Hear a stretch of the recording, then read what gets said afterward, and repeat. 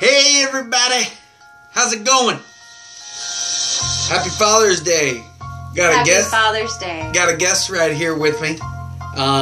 Sorry for the camera angle. I didn't charge the tablet, so I had to turn it upside down. So the camera is actually down here, and we're looking up here. I don't know. I kind of like the angle. What do you think, Ray? Yeah. Kind of like it. As you can tell, got a special guest here with us this evening. Super excited about it on this special Father's Day presentation. Got another special guest coming to us in another special way. We'll go ahead and break into this show. Again, fantasy baseball for us in Week 11 is not over yet, ladies and gentlemen. Not over yet. Not over yet. There is still baseball to be played. Swinging low and swinging lows, my bitch. Still have some games going on with Jose Altuve and the Houston Astros and the Boston Red Sox playing right now. I can tell you that there's some OBP to still be had between those two guys, or between that guy and that gal. Myself and Mike's game is done. Pitchers decided to drop the ball today. And mine dropped the ball all week. Yeah, hers dropped the ball all week. Mine, it hit or miss. Let's see, Chris Reeder, thank you very much for keeping Josh off of my heels. And we'll get into that in just a second. And look at Bill taking it to old newbie there with 8-0 right now. I'm not sure if there's any more players to be being played on Bill or Robbie's team. Sorry. And Ray and Jason had Ray and Jason had a good matchup. 5-4 is the final tally there, I believe. Or Boston is actually, he's got to have a Boston player too, right, on his roster. He still had 2 games going last time I looked. Well, anything to do with OBP between you two, or home runs or RBIs? He could still. If okay, so all right, so there's a chance for maybe some RBIs to be had, stolen bases. OBP could be dropped, so still a matchup going on there, but right now the score is 5-4. But because of clearly my schedule being changed, and this is really a special episode for everyone out there, we're going to go ahead and see if we can't go ahead and knock this out and get this underway. Get our other special guest. Get our other special guest here this week. Something crazy has happened. And, hey, Shane, you're on the phone. How's it going? We have Shane on the wire, y'all. Shane is on the wire. You are live with Ray and your host. You are being recorded right now. You are on the show. How's it going, man? Happy Father's Day. Thanks, man. Happy Father's Day to you, too. Oh, man. So let me tell you, or let me ask you, did you celebrate any today? What'd you do today for your Father's Day? I went to the range and put up a target that had Walker written on it and put a whole bunch of bullets in it. There you go. I like it. It does look like that there was something that happened last night, and I want to dive into that just for a few minutes while I got you here. Basically, it's called... Something happened last night? Did I miss it? Yeah, I guess it's something called streaming. Yeah, are you familiar with this terminology? I've never heard this terminology. I don't know. It's kind of new to me. Go ahead, explain it to me.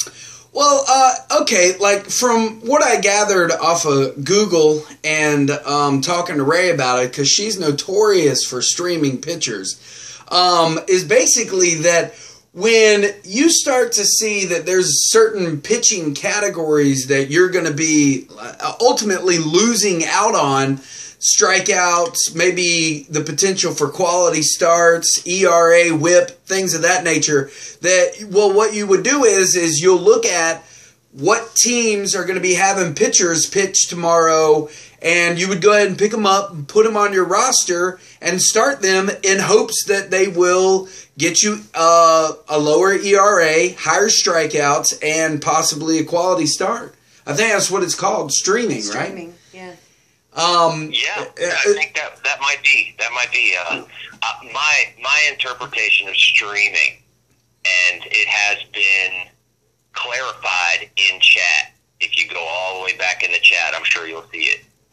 Reader has been upset a few times about streaming pitchers, and I've told Reader that's not against the rules. It's a gray area. My interpretation and my definition, what I understood it to be of streaming, is this. If you have 5 pitchers on your roster that you have no intentions of dropping, no intentions of getting rid of, if at 2:59 in the morning, right before the day flips, you drop those 5 starters and you add 5 people who just so happen to be starting the next day, and then at 3:01 a.m. when the days switch, so nobody can get those players unless they happen to be awake between 2:59 and 3 a.m., you add all 5 of those pitchers back. That was my interpretation of streaming, and that is exactly what happened last night. Now, do you feel no intentions of keeping any of those pitchers that he picked up last night?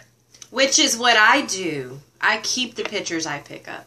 By the way. And if you look at my streaming, when I called it out to Eric last week that I was going to do that, I've had 1 pitcher spot from the draft. It goes all the way back to Amir Garrett. That position spot on my starting pitching roster has been rotated out. It's been Amir Garrett. It's been Tomlin. It's been numerous names Gosman. I've gone through numerous names in that spot and ended up with Seth Lugo, who started last Sunday against Eric. Okay? Yes, very convenient that he started against Eric, and it was intentional. I told Eric I was going to do that. You look at my roster right now, and Seth Lugo played against Walker this week, and he's still there. Right. As long as he performs, I intend to keep him. There was zero intentions of keeping those 5 players. Chris knows that. I know it. Everybody in the league knows it. So the question to me is, why do that? Why stream in 5 pitchers and flip your entire pitching roster to steal potentially 1 or 2 categories? What's the purpose? Clearly... Avoid a 10-0 ass whipping. That's what it was for. He stole 1.5 categories, basically. He tied me in a category, and he took a category. 21 Ks and 2 quality starts, or 3 quality starts, whatever he wound up getting, out of those 5 streaming pitchers was enough to give him enough Ks to win and enough quality starts to tie. So instead of a 10-0, which we all know Mr. Walker has been hunting that elusive 10-0 victory all season, to avoid being the one that got the first 10-0, he streamed. Now, do you feel victimized by this? The only thing that irritated me about it was the guy's 16 and a half games ahead of me. Right. I believe he's 14 and a half games or so ahead of Jason and Eric. So when you're 16 and a half games ahead, you so badly don't want to lose 10-0 that you flip an entire roster in one night. Now, let me Desperation. Yeah. Now, in the future, having had this done to you, will you do it now that it's been done? I think I think we've been using the term streaming very loosely. Adding a pitcher, in a 5-4 week, adding a pitcher in a situation where, hey, we are tied in quality starts. He has a pitcher tomorrow. He could take it. I'm going to go add a pitcher. I haven't had a problem with that all year long. I've never had a problem with that. But to me, that's not my like I said, the way I understood the definition of streaming was dropping, adding, and then picking your original players back up with the zero intention of keeping those players. I don't think, like Ray just said, she has added pitchers. I think the pitchers that she added conveniently for the week are to try to steal cats. Absolutely. But they're also pitchers that she's hoping will work out that she can keep. They're not pitchers that she is streaming in. And if she dropped a Chris Sale in the middle of the night to add a start for tomorrow and then added Chris Sale right back, because we all know nobody's dropping Chris Sale for a guy like Cotton who has a start on Sunday for the A's, okay? Nobody believes that she's doing that without a deliberate attempt to take a category. Right. And to string a pitcher through. So like I said, my interpretation of streaming, and Chris has verified my interpretation of streaming when I've explained it to Reader in the chat. When I explained to Reader what I felt the definition of streaming was, Walker has chimed in and said, Shane is exactly right. So if that's the section of streaming that we're frowning upon, that we don't like, that is an unseen rule, then it shouldn't be done. And it really shouldn't be done by, somebody who covers the lead, who has a 16.5 game lead against somebody. But it is what it is. He did it. He got a category and a half out of it, and it's done and over with. I mean, I'm not mad at Chris for doing it. I just think he snaked me out of a 10-0 victory. Well, speaking of that, I'm not going to deny you, and I don't think anybody is, and I can tell you as like last week and the week before that and the week before that, one big thing that Ray has written down on a notepad, fuck Chris. One big thing that I'm excited about is he didn't go half the season, undefeated. Granted, he did tie Jason, so which leads me to my next question. How does it feel to be the guy? It feels pretty good. And you know what? It feels even better knowing that I beat Chris 7 days this week. His team against my team, mano a mano, however you want to call it, heads up action, his roster versus mine. I beat him handedly all week long. I don't think he ever had a lead. I don't think he ever took a lead. I beat him at pitching, stolen bases, all batting categories, all of it. That feels pretty damn good. Yes, it does. Now, clearly you two will be facing off once again later in the season. How do you think that week's going to go? Because you're not one to actually, you don't trade as much as, say, myself or Eric. So, I don't think anybody trades as much as you. Right? Well, I think Eric's beaten me this year. He's flipping a few players. I believe today he's already done a few. So, yes, he has. Do you think that your team? Now I'm looking at your roster right now, and you had a phenomenal offensive week for sure. It seemed like every single one of your players contributed. Do you think that they're going to be able to maintain into later on in the season, or do you think this is going to be something where you might need to cash in on a player or two and in hopes of maintaining your top 6 status? It's really hard to say. I think there's probably one position at least that I can think of right off the top of my head that's a big question mark. My pitching has been suspect. I think adding Greinke helped. I don't think it cured the problem. I think they showed this week what they're capable of if they pitch like they should pitch. My ERA would have been even higher. Honestly, I probably wouldn't have even played Yu Darvish today.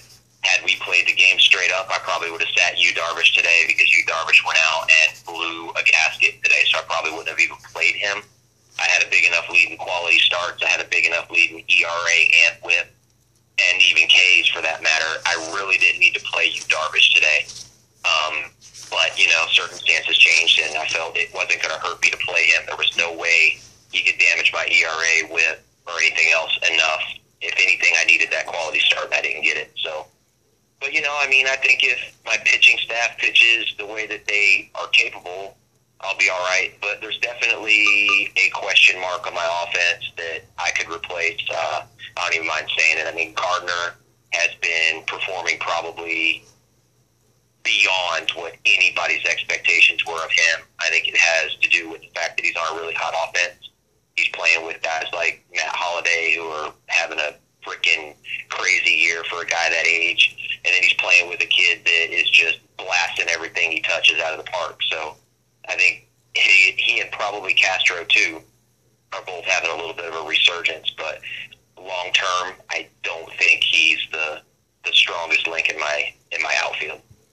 You mentioned the young kid on the Yankees team and Aaron Judge. Is he an untouchable on your roster? I don't know if he's untouchable. Bill could have had him a few weeks ago. Bill had put an offer on the table. It was, I don't know if anybody knows it, whatever, but he had offered to trade me Nolan Arenado and Jacob deGrom. And I was later in the evening when I saw it, I almost, considered it that night. I almost pulled the trigger then. The next morning, got up, went to work, checked it, and was actually going to take it. This was probably 3 weeks ago, and you had already traded him after our offer was out there. So he canceled our offer, and that's when you wound up with Arenado. So he was that close to not being on my team. I won't say he's untouchable. Right now, though, obviously I hold him at Goldschmidt status. There's no one player in the league that I would trade him for. I wouldn't trade him straight up for Chris Sale. I wouldn't trade him straight up for Clayton Kershaw. It would be hard-pressed to trade him for Goldschmidt. It would be definitely considered for Goldschmidt because I think Goldschmidt's upside is, as good, if not better, than Judge's. Okay. Anything else, I guess, maybe to add into your win, into your victory speech that Chris may not get to see? This is your moment, man. You're on the spotlight. This is basically a podcast directed towards you. So you're in the limelight, man. This is all about you. So anything you want to tell Chris, let him hear it. Fuck you, Chris. Oh man, that was it's perfect, man, right? It's like a catchphrase that is basically I should trademark it. We really should. Sweep the league. Hey, all jokes aside, Chris, I'm not mad at him. I know why he did what he did. I wish he'd have taken his lumps. If for no other reason, just because I think the rest of us have taken some lumps, and it was his turn. But you know what? 8-1, it's not 10-0. We all know, everybody in the league, there's 11 other teams out there know that I beat Chris Walker 10-0 this week. Damn so sure did. And we're going to face him again. I'm going to face him again here, second half of the season. And, 10-0 is definitely an option.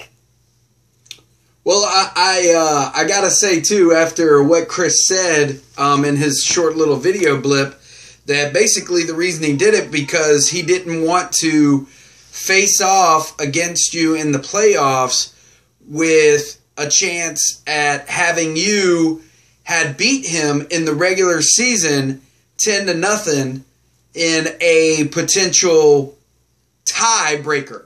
So did you catch that at all? Were you understanding of that was really what his purpose was? Yeah, and I'll be honest with you, I wasn't sure. I'm not sure how that works. Honestly, I didn't think that far ahead to where, what the tiebreaker was, et cetera, et cetera. I thought the tiebreaker was games, total games. I don't know. You guys could probably explain that better maybe after I get off the phone here, but I just saw it as Chris has been touting in chat that 10-0 victory and how close he's been to it, and wanted to be the first one, and this is confirmed by other folks I've talked to today. We all know Chris has been talking about that elusive 10-0, and, you know, he looked pretty rough in that video, and I know he stayed up really late last night, and, you know, I kind of felt bad for him when I saw that video. He looked a little rough about 3 o'clock this morning trying to figure out what he was going to do to keep that 10-0. He did look like a beat dog, didn't he? He did. He looked a little whooped. You know, I think it's been a stressful week for Chris. You know, he's been taking it on the chin all week, man. That's like going 12 rounds with Frazier. You know what I mean? Oh yeah. Well, I mean, not, you know, personally, but yeah, for sure. I understand. You know, I'm a boxing fan. So, well, man, I really appreciate you stopping by.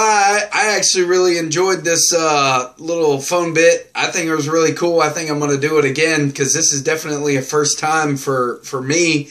But last week it was going to happen where I was actually planning on driving all the way to your house and interviewing Nick face to face. But either way, this works, man. I mean, technology is awesome and can put you on speakerphone and record you at the same time. Everybody gets to hear it.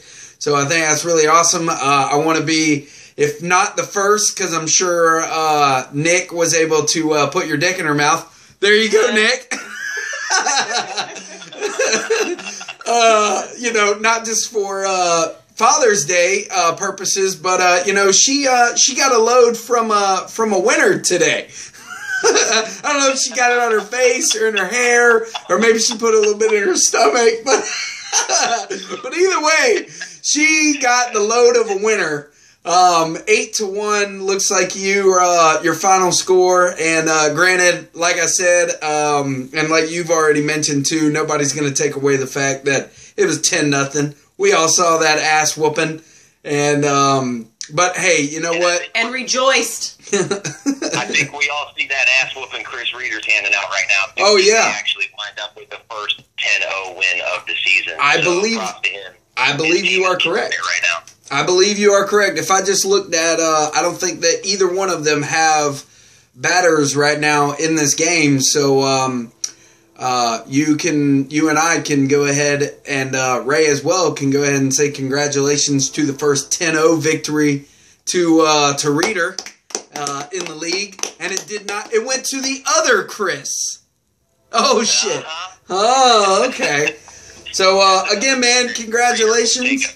What's that? All right, man. That's another thing Reeder took away from Walker. Yep, there you go. They're 2-1, I think, right now in their little head-to-head matchup that they got going on. And he got the first 10-0 victory. He beat Chris to the punch. There you go. Well, again, man, thanks for stopping by. I'll be looking for the video to pop up here anytime. Oh yeah, man, I'm fitting. Right when we get off, I'm gonna finish it off with a little sign off, and then start uploading it. So hopefully it'll be up there before you head to bed. Cool, man. All right, man. Good night. You get to go to bed being a winner, and Chris can go to bed being a loser. A fucking loser. I love it. I'll see you guys later. All right, man. Bye. Later. All right. Bye. Bye. Well, we had it right here. The winner stopping by on a phone conversation. I was really a fan of that. I really liked it. I thought it was awesome. Yeah, we might have to do that more often. Yeah, the questions clearly did not, they weren't written down.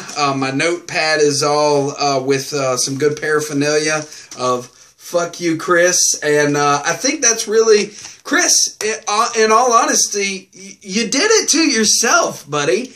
We're going to print T-shirts. They're going on koozies.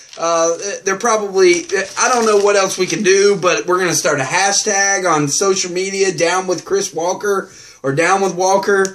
But, man, when we all wake up on a Sunday morning trying to celebrate Father's Day and we see one of our boys basically taking it like a bitch. Basically, I mean, Bill. Dude, you were getting beat like a bitch, and then you acted like a bitch by streaming in the craziest possible way by staying up like later than everybody. And kudos to you, man. You stayed up, you did what you needed to do, but ultimately you still lost, and you got bitch slapped. And You know, I on a personal note, I'm really excited over the fact that, you know, I went out there and renamed my team name, Team Shane, and the dividends paid off really well for me. I feel that I represented Shane almost better than Shane represented Shane by changing my name to him.